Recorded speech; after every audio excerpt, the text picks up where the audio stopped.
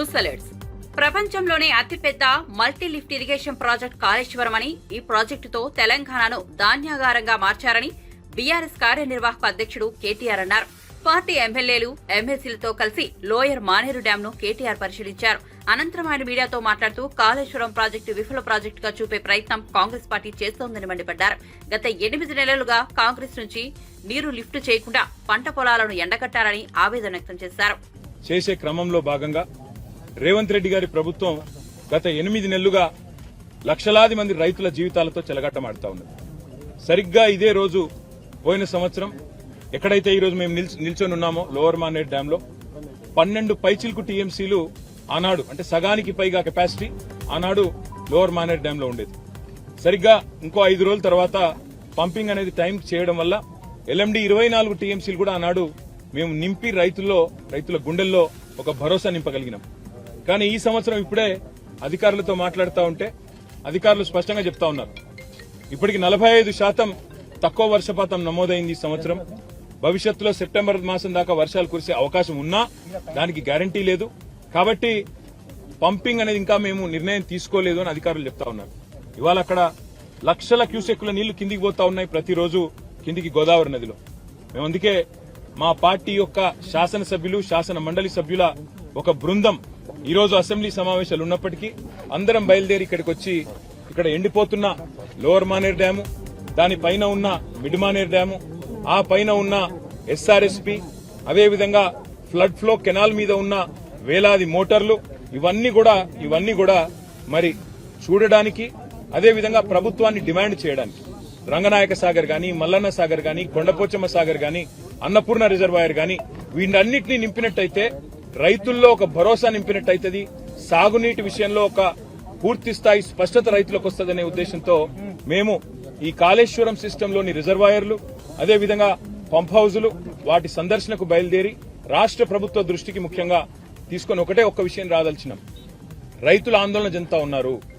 మీరు రాజకీయపరమైన కక్ష పెట్టుకుని ఇవాళ పంపింగ్ స్టార్ట్ చేయకుండా కాళేశ్వరం స్కీమ్ లో నీళ్లు ఇవ్వకుండా మళ్లీ రేపు ఒకవేళ ఈ తక్కువ వర్షపాతం నమోదైందని లేదా వర్షాలు పడలేదని తద్వారా రిజర్వాయర్లు నిండలేదని చెప్పి మీరు సాకులు చెప్పి రైతులకు, రాష్ట్రంలోని మరి ప్రజలందరికీ నష్టం కలిగించే ప్రయత్నం ఏదైతే చేస్తున్నారో ఇది మంచిది కాదు.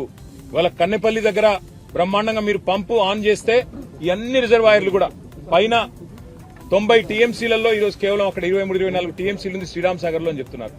తర్వాత మిడ్ మానేర్ లో 5 టీఎంసీలు ఉన్నది ఎల్ఎండిలో.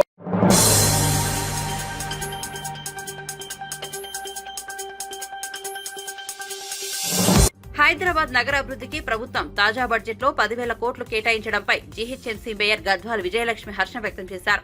ఈ మేరకు ముఖ్యమంత్రి రేవంత్ రెడ్డి సహా ఉప ముఖ్యమంత్రి బట్టి విక్రమార్కకు కృతజ్ఞతలు తెలిపారు. హైదరాబాద్ అభివృద్ధికి పెద్దపీట వేస్తూ జీహెచ్ఎంసీకి 3,065 కోట్లు కేటాయించడం పట్ల మేయర్ ధన్యవాదాలు తెలిపారు. మూసీ నది అభివృద్ధి కోసం ప్రత్యేకంగా నిధులు కేటాయించడం వల్ల నగర ఖ్యాతి మరింత విస్తరిస్తుందని విజయలక్ష్మి పేర్కొన్నారు. ఆర్థిక శాఖ మంత్రి శ్రీ బట్టి విక్రమార్క గారు ప్రవేశపెట్టిన బడ్జెట్లో హైదరాబాద్ నగరాభివృద్ధి కోసం సుమారు 10,000 కోట్లు కేటాయించడం సంతోషకరం. ముఖ్యంగా జీహెచ్ఎంసీ కోసం 3,065 కోట్లు కేటాయించిన సీఎం రేవంత్ రెడ్డి గారికి కృతజ్ఞతలు. నగరంలో అతి ముఖ్యమైన మంచినీరు, డ్రైనేజ్ సమస్యల పరిష్కారం కోసం జలమండలికి 3,385 కోట్లను కేటాయించడం ద్వారా జీహెచ్ఎంసీ పరిధిలో సమస్యలు తగ్గుతాయని నేను అనుకుంటున్నాను.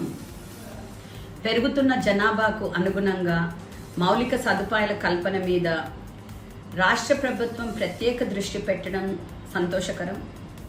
మెట్రో విస్తరణ, మూసీ అభివృద్ధి, ప్రణాళిక, ఔటర్ రింగ్ రోడ్డు దాకా అభివృద్ధి కోసం హైడ్రా ఏర్పాటు చేయడం హైదరాబాద్ నగరాభివృద్ధికి ఎంతో ఉపయోగపడుతుంది. గత ప్రభుత్వం హయాంలో బడ్జెట్లో భారీగా నిధులు ఇస్తున్నట్లు చూపించినా వాస్తవానికి జీహెచ్ఎంసీకి మొత్తం నిధులు అందుబాటులోకి రాలేకపోయినాయి. ప్రస్తుత ప్రభుత్వం హయాంలో బడ్జెట్లో కేటాయించిన నిధులన్నీ అందుబాటులోకి వస్తాయని ఇటీవల మన గౌరవ ముఖ్యమంత్రి సైతం హామీ ఇచ్చారు. సీఎం రేవంత్ రెడ్డి గారికి మరి వారి నాయకత్వంలో హైదరాబాద్ నగరం విశ్వనగరంగా అభివృద్ధి సాధిస్తుందని నేను భావిస్తున్నాను. మరియు ఈ నిధులు కేటాయించిన సీఎం రేవంత్ రెడ్డి గారికి, ఆర్థిక శాఖ మంత్రి భట్టి విక్రమార్క గారికి నా యొక్క హృదయపూర్వక ధన్యవాదాలు.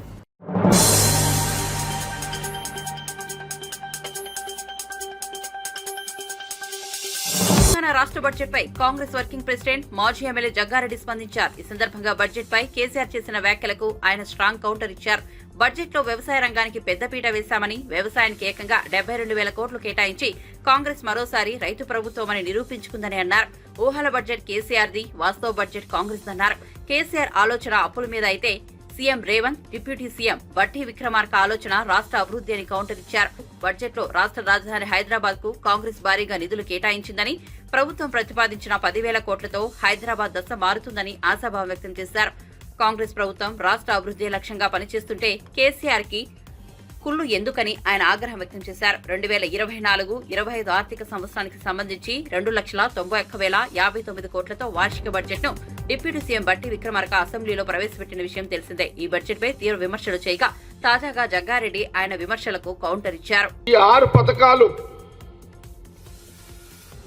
ప్రజలు కాంగ్రెస్ కి అవకాశం ఇచ్చిందాన్ని ఇవి అమలు చేయాలి అనే ఒక ప్రాధాన్యతలోనే ఈ బడ్జెట్ ఉన్నది అనే దానికి నేను ఈ ప్రెస్ మీట్కి రాకముందు అనేక మంది ఒకరిద్దరు సీనియర్ జర్నలిస్ట్తో నేను మాట్లాడినా.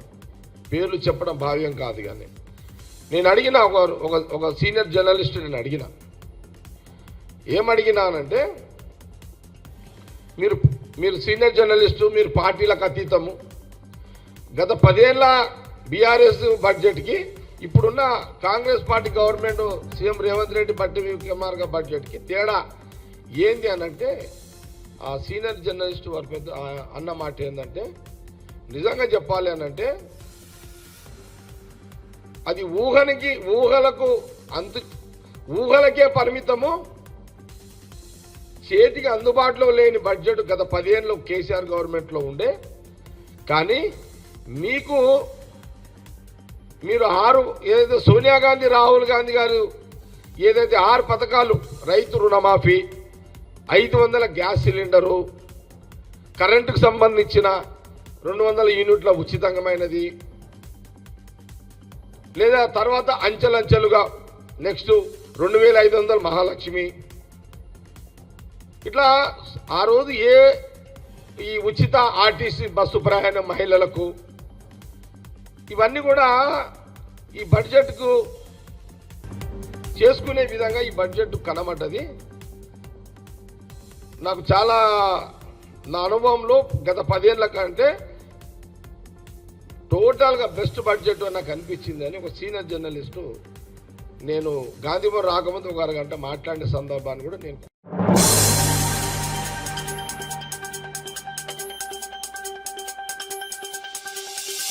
Anakapalli BJP MP CM Ramesh కేంద్ర బడ్జెట్ పై లోక్సభలో ప్రసంగించారు. కేంద్ర బడ్జెట్ లో ఏపీకి కేటాయింపులు చేసి ఆక్సిజన్ అందించారని కొనియాడారు. జగన్ కు ఒకసారి అవకాశం ఇస్తే రాష్ట్రం మొత్తం దోచేశారని, ల్యాండ్, శాండ్, మైనింగ్, లిక్కర్లో దోపిడీ చేశారని విమర్శించారు. ఒక ఆర్థిక ఉగ్రవాది సీఎం అయితే రాష్ట్రం ఎలా నష్టపోతుందో చూశామని సీఎం రమేష్ పేర్కొన్నారు. జగన్ దోపిడీకి సహకరించిన అధికారులపై కేంద్రం చర్యలు తీసుకోవాలని కోరారు. ఏపీలో జరిగినట్టే మరే రాష్ట్రంలో జరగకుండా చర్యలు తీసుకోవాలని అన్నారు. ఏపీలో విడుదల చేస్తున్న శ్వేతపత్రాల్లోని అంశాలపై విచారణ జరిపించాలని సీఎం రమేష్ డిమాండ్ చేశారు. This budget is going to be a milestone budget of Amrit Kaal. Sir, I congratulate Honorable Finance Minister for presenting her record 7th budget in a row. This clearly indicates the Honorable Prime Minister Narendra Modi is giving the importance to empowering the women. When I wish her best of times to come, and I am confident that Finance Minister under the leadership of Honorable Prime Minister Narendra Modi makes India third largest economy in the world and make this country Ek Bharat Shrestha Bharat. This budget, Honorable Prime Minister Narendra Modi said, is for Vikasit Bharat. This is budget ensures inclusive growth, benefit every section of society and make this country great again. Sir, many honorable members have spoken about many things. I don't want to repeat them, but I only wanted to say this budget focus on Gyan, Garib, Yuva, Annadata and Nari with a theme focusing on employment, skilling, MSME and the middle class. Sir, the total expenditure for 2024-25 proposed rupees 48.21 lakh crores. Total receipts are pegged at rupees 32.07 lakh crores.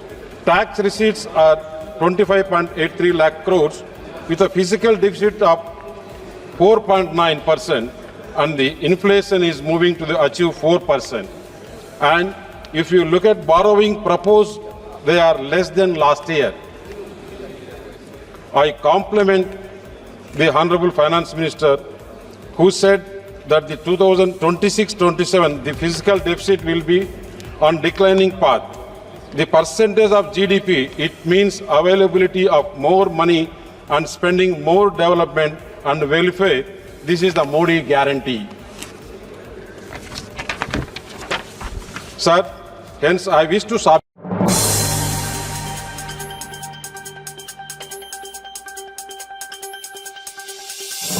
Himachal ప్రదేశ్లోని మండి లోక్సభ స్థానం నుంచి BJP తరపున పోటీ చేసి విజయం సాధించిన నటి కంగనా రనౌత్ ఎంపీగా గురువారం మొదటి పార్లమెంట్లో మాట్లాడారు. మండి నియోజకవర్గంలో వివిధ కళారూపాలు అంతరించిపోయే దశలో ఉన్నాయి. మన హిమాచల్ ప్రదేశ్లోని కత్కుని అనే స్వదేశీ తయారీ సాంకేతికత ఉంది. గొర్రె చర్మాన్ని ఉపయోగించి జాకెట్లు, టోపీలు, శాల్వాలు, స్వెటర్లు వంటి పలు రకాల దుస్తులు తయారు చేస్తారు.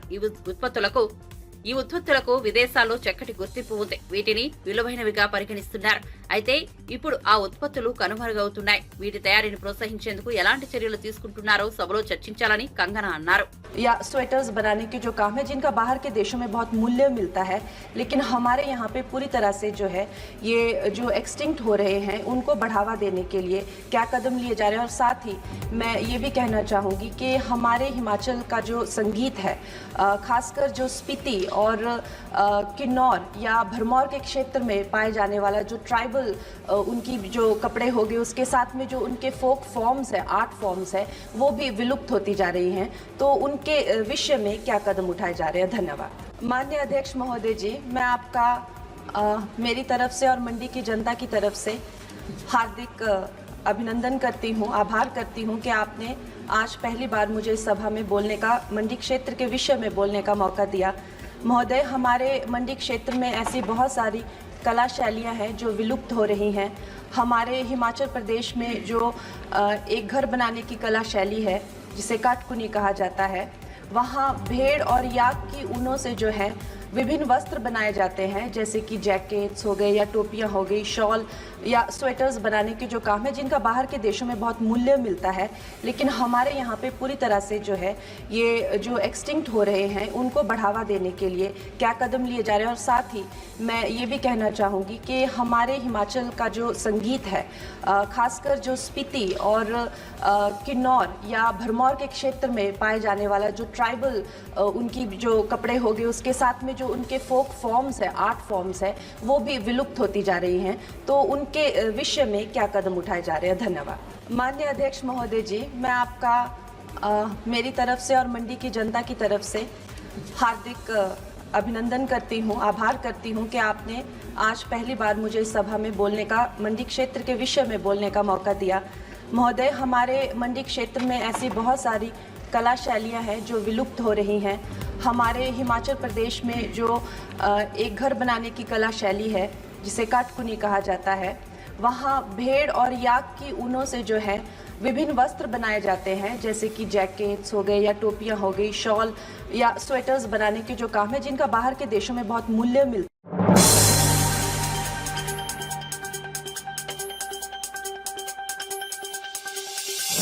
గాడిద గుడ్డు పెట్టడం ఎంత నిజమో కాంగ్రెస్ హామీల అమలు కూడా అంతే నిజమని కేంద్ర మంత్రి బండి సంజయ్ ఎద్దేవా చేశారు.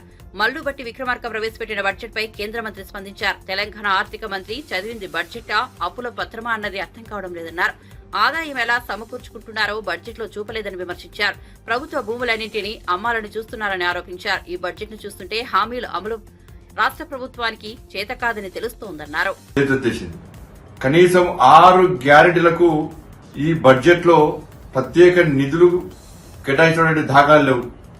అప్పులున్నాయని చెప్పి ఎన్నికల సందర్భంగా మీరు చెప్పారు తెలంగాణ రాష్ట్రం కేసీఆర్ అనే మూర్ఖుల వల్ల మూర్ఖత్వం వల్ల తెలంగాణ రాష్ట్రం అప్పుల పాలైందని చెప్పి తెలంగాణ ప్రజలకు తెలుసు, మాకు తెలుసు, మీకు తెలుసు. అప్పుల విషయం తెలిసిన తర్వాత కూడా మీరు ఎన్నికల్లో ప్రజలను మభ్యపెట్టి సంవత్సరం లోపల 6 గ్యారెంటీలు అమలు చేస్తామని మీరు ఈరోజు 6 గ్యారెంటీలు అమలు చేయకుండా ఈ అప్పుల పాలైంది, అప్పులలో ఉన్నాం, ఇక మేము ఈ రాబోయే రోజుల్లో కూడా 5 సంవత్సరాలు కూడా ఈ 6 గ్యారెంటీలను తీర్చలేమని చెప్పి వాళ్ళ తెలంగాణ రాష్ట్ర ప్రభుత్వం స్పష్టం చేసింది. వాళ్ళ మూసీ రివర్ ఫ్రంట్ 1,50,000 కోట్లతో మూసీ రివర్ ఫ్రంట్ నిర్మిస్తామన్నటువంటి కాంగ్రెస్ పార్టీ ప్రభుత్వం కేవలం 1,500 కోట్ల రూపాయలు కేటాయించి ఇలా ఏ విధంగా మూసీ నది రివర్ ఫ్రంట్ ను మీరు నిర్మిస్తారో స్పష్టం చేయాల్సిన బాధ్యత ఉంది. కేవలం 12,000 ఉద్యోగాలకు నోటిఫికేషన్ ఇచ్చిన మీరు ఇలా 31,000 ఉద్యోగాలు భర్తీ చేస్తామని చెప్పి మీరు చెప్పడం ఇలా పూర్తిగా ఈ నిరుద్యోగులు మోసం చేయడమే. దాంతో పాటు తెలంగాణ రాష్ట్రంలో 90 లక్షల గ్యాస్ కనెక్షన్స్ ఉంటే మీరు కేవలం 30 లక్షల 30 లక్షల రేషన్ కార్డులు ఉన్నటువంటి పేదలకు వాళ్ళ మీరు గ్యాస్ సబ్సిడీ ఇచ్చి 90 లక్షల అర్హులైనటువంటి రేషన్ కార్డు అర్హులైనటువంటి పేదలందరినీ నడ్డి విరిచింది మీరు కాదా? దాంతో పాటు రుణమాఫీ విషయంలో రుణమాఫీ వల్ల రైతులు నష్టపోయారని మీరు చెప్పారు. వాస్తవం కేసీఆర్ మూర్ఖత్వంగా ₹1,00,000 రుణమాఫీ చేస్తానని చెప్పి కేసీఆర్ ఇలా రుణమాఫీ చేయకపోవడం వలన రైతులు ఇబ్బంది పడ్డారు. మరి మీరేం చేయాలి? ఇప్పుడు రైతులను ఈ విధంగా నష్టాలు నూపుతారా? వాళ్ళ డిఫాల్టర్ లిస్ట్ రైతులను డిఫాల్టర్ లిస్ట్ నుంచి వాళ్ళ పేర్లు తొలగించి క్లియరెన్స్ సర్టిఫికేట్ మీరు ఇప్పిస్తే వాళ్ళు తిరిగి రుణాలు తీసుకునే అవకాశం ఉంటుంది, అన్ని విధాలా ఆదుకునే ఉంటుంది. ఇది మీరు చేయగలుగుతారా? దాని గురించి కూర్చోలేదు. ఇవాళ మతానికి సంబంధించి భారతీయ జనతా పార్టీ మతతత్వ పార్టీ అని చెప్పి నిన్న మొన్న చాలా మంది అసెంబ్లీ వేదికగా మాట్లాడారు. ఇవాళ మీరేం చేశారు? మీకు హిందువుల పంటలు అవసరం లేదు, మీకు హిందువులు ఓట్లేలే, హిందువుల ఓట్లు మీకు వద్దు, హిందువులు అంటే నిర్లక్ష్యం, మీకు ఒక వర్గం ఓటుతో గెలుస్తామని చెప్పి మీరు అనుకుంటున్నారు. ఆ వర్గం ఓట్ల కోసం బీఆర్ఎస్ పార్టీ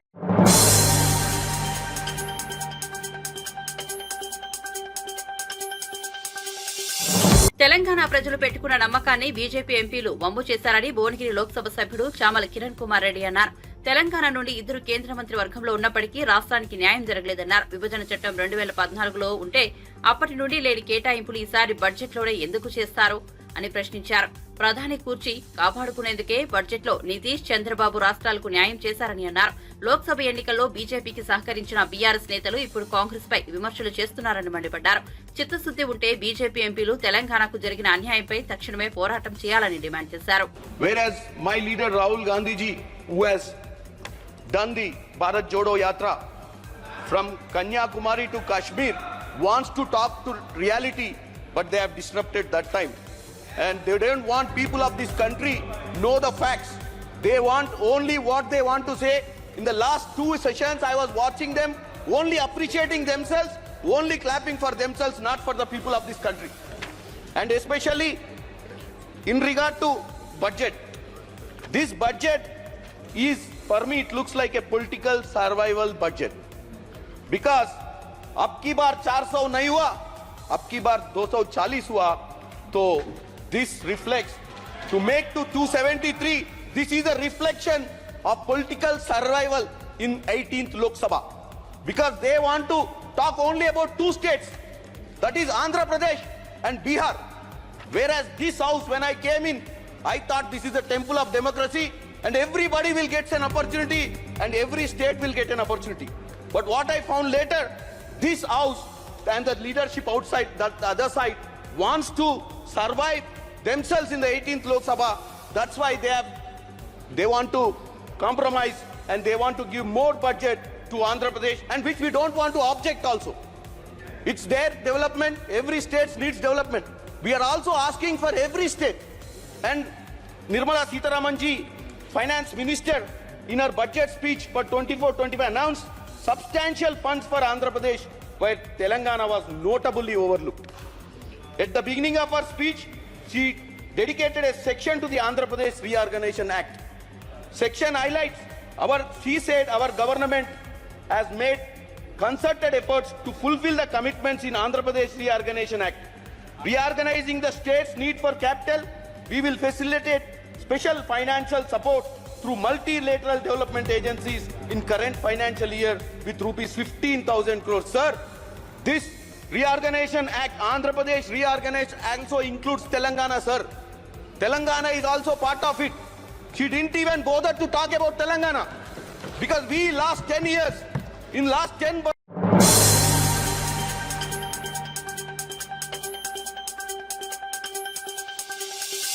తెలంగాణ అసెంబ్లీలో కాంగ్రెస్ ప్రభుత్వం ప్రవేశపెట్టిన 2024-25 బడ్జెట్ పై కేసీఆర్ ఫైర్ అయ్యారు. కాంగ్రెస్ బడ్జెట్ లో పసలేదని, ఇది కేవలం అంకెల గారడి మాత్రమేనంటూ సెటైర్లు వేశారు. కాగా బడ్జెట్ పై కేసీఆర్ చేసిన వ్యాఖ్యలపై మంత్రి పొన్నం ప్రభాకర్ తీవ్రస్థాయిలో ఫైర్ అయ్యారు. గొర్రెల పంపిణీ పథకంపై కేసీఆర్ చేసిన వ్యాఖ్యలు అర్ధరహితమన్నారు. గత ప్రభుత్వం కేవలం ఒక్క ఫేజ్ లోనే గొర్రెల పంపిణీ చేసిందని గుర్తు చేశారు. అలాగే 2023 డిసెంబర్ నెలలో అధికారంలోకి వచ్చిన కాంగ్రెస్ ప్రభుత్వానికి కేవలం 8 నెలలు మాత్రమేనని, అలాంటి ప్రభుత్వానికి శాపనార్థాలు పెట్టడం కరెక్ట్ కాదని అన్నారు. ధరణి పేరు మీద రైతులను నరకయాతన పెట్టాలా? మేము ఏం చేయమంటారు? రైతులకు మీరు చెప్తున్న నరకం అంటే ఏంది? ఇన్ని కార్యక్రమాలు చేస్తుంది కాంగ్రెస్ ఉన్న వాళ్ళంతా రైతులకు సంబంధించి సంక్షేమం గురించి ఆలోచించటం. మా ప్రభుత్వం ఇలా మేము కేంద్రంలో ఉన్నా రాష్ట్రంలో ఉన్నా ఏదైనా రైతు హిత నిర్ణయాలు తీసుకున్నామంటే కాంగ్రెస్ తప్ప వీళ్ళు ఏం చేసినా అడుగుతా ఉన్నాం. సంతోషం, చెండాడంటే పర్వాలేదు, మేము కూడా రెడీ ఉన్నాం. మేము వట్టిగానే మీరు చెండాడుతుంటే మేము అసలు చూసి ప్రేక్షకులు లెక్కలేం. మాకు కూడా ప్రభుత్వం నడపడము, ప్రతిపక్షాల కుట్రను ఎదుర్కోవడము, మొదటి నెల నుంచి చెప్తా ఉన్నారు. మొదటి నెలలనే ఎన్ని రోజులు ఉంటాయో చూస్తాం ప్రభుత్వాన్ని. ఇటు బీజేపీ ఇటు టీఆర్ఎస్ కూలగొడతాం, ఉంటుందా చూస్తాం, నడుస్తుందా చూస్తాం. అట్లనే చీల్చి చెండాడితే కూడా గంతే. మేము ప్రజలకు సంబంధించిన కార్యక్రమాలను ఏదైనా పొరపాటు చేస్తే ప్రజల ముందు ఉంచే ప్రజాస్వామ్య పద్ధతి ఉంది. చీల్చి చెండాడడానికి ఇది యుద్ధం కాదు, రాజరికం కాదు.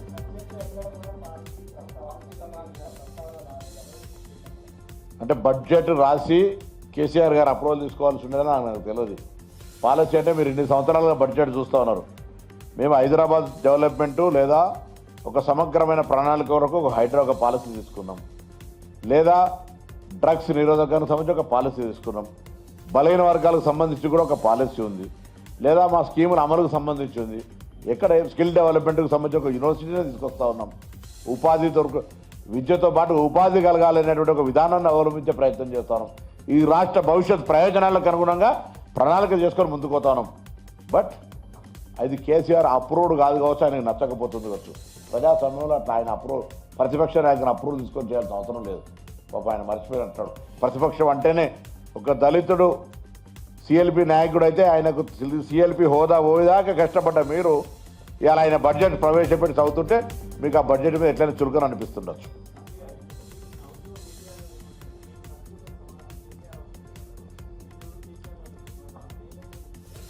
ఇక ఆయన అడగాలి మీరు. నిన్న మేమేమో ఆయన రమ్మంటే మీకు అవసరం లేదు, మేమే సరిపోతుందని మరి తీసుకొచ్చారు. వాళ్ళకి వాళ్ళే ఫీల్ అయినరా? లేకపోతే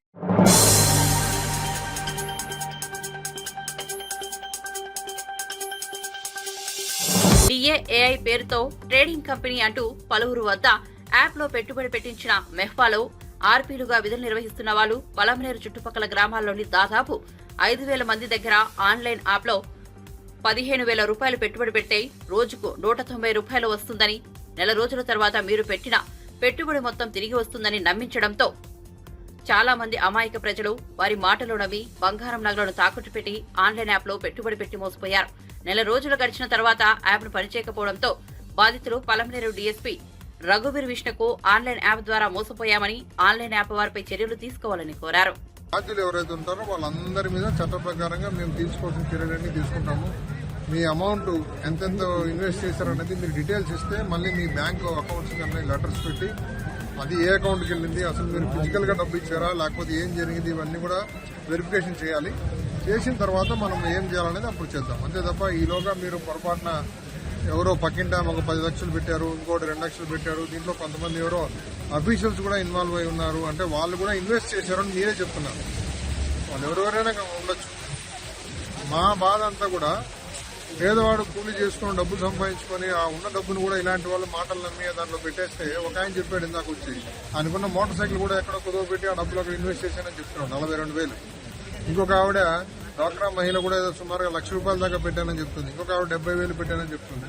సో ఇవన్నీ చేయడం వల్ల మీ అమాయకత్వాన్ని మీరే ఎగ్జిబిట్ చేసుకుంటున్నారు. దయచేసి గుర్తుపెట్టుకోండి. ఈరోజు మనం బ్యాంకుకు వెళ్లి ఒక లోన్ తీసుకోవాలంటేనే మన దగ్గర చాలా డాక్యుమెంటేషన్ అడుగుతారు వాళ్ళు. అలాంటిది ఎవడో ముక్కు ముఖం తెలియని వ్యక్తి ఏదో ఊర్లో వచ్చాడు, మాట్లాడాడు, వాడు చెప్పే మేము నమ్మేశాము, డబ్బులు ఇచ్చేసాము అంటే ఎంత హాస్యాస్పదంగా ఉందో ఒకసారి మీరు ఆలోచన చేయండి. కనీసం మీరు ఇప్పటికైనా మేలుకున్నారు. మా పోలీస్ స్టేషన్కి వచ్చి కంప్లైంట్ ఇవ్వండి, పట్టుకుంటాము, డెఫినెట్గా వాళ్ళ మీద చర్య తీసుకుంటాము. మీకు ఎంతవరకు నష్టం జరిగిందో మీ బ్యాంక్ ఖాతాల్లోంచి వాడి ఖాతాలోకి ఎంత అమౌంట్ పోయిందో అవన్నీ కూడా ఫ్రీజ్ చేయడం జరుగుతుంది. దీంట్లో ఎన్సీఆర్బీ అంటే నేషనల్ క్రైమ్ రికార్డ్ బ్యూరో ఉంది మనకు భారతదేశానికి.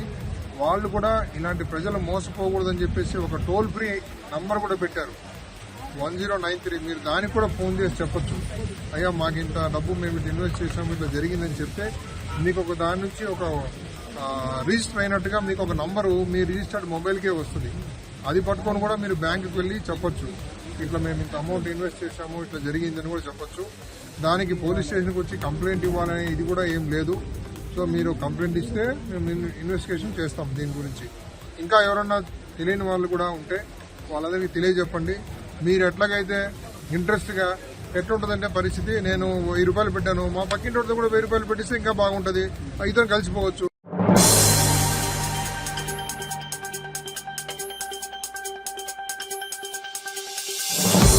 చేవెళ్లలో ట్రాఫిక్ పోలీసులు అత్యుత్సాహం ప్రదర్శించారు. డ్రంక్ అండ్ డ్రైవ్ తనిఖీల్లో పట్టుబడ్డ ఓ వాహనదారుని చితకబాదారు. ఘోరంగా తిరుగుతూ కాళ్లతో తన్నుతూ బైకర్ను ఈడ్చుకు వెళ్లారు. చేవెళ్లలోని శంకర్పల్లి రోడ్డులో జరిగిన ఈ సంఘటనకు సంబంధించి వీడియో సోషల్ మీడియాలో వైరల్ అవుతోంది. చేవెళ్లలోని శంకర్పల్లి రోడ్డులో జూలై 23, 2024న డ్రంక్ అండ్ డ్రైవ్ తనిఖీలు నిర్వహించారు. Chevella traffic CI Venkatesham, constable Jandar Srinu, home guard Keshav drunk and drive లో ఓ వాహనదారుని ట్రాఫిక్ పోలీసులకు మధ్య వాగ్వాదం జరిగింది. దీంతో రెచ్చిపోయిన traffic CI Venkatesham, constable Jandar Srinu, home guard Keshavulu బైకర్ను చితకబాదారు.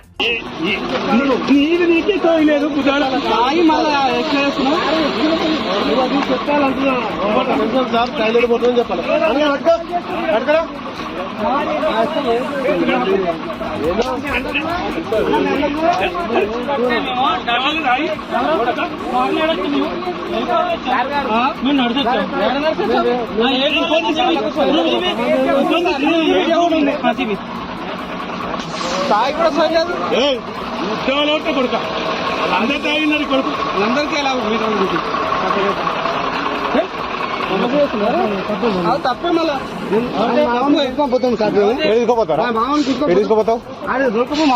ఏం మాట్లాడతావు ఏమంటున్నారా నువ్వు తప్పు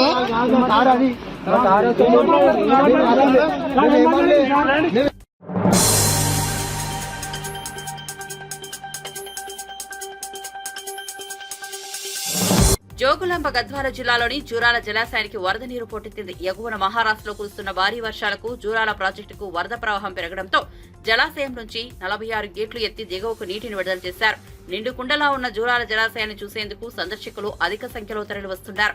ఆకట్టుకుంటున్న జూరాల జలాశయం డ్రోన్స్ విజువల్స్ మీరు చూడండి.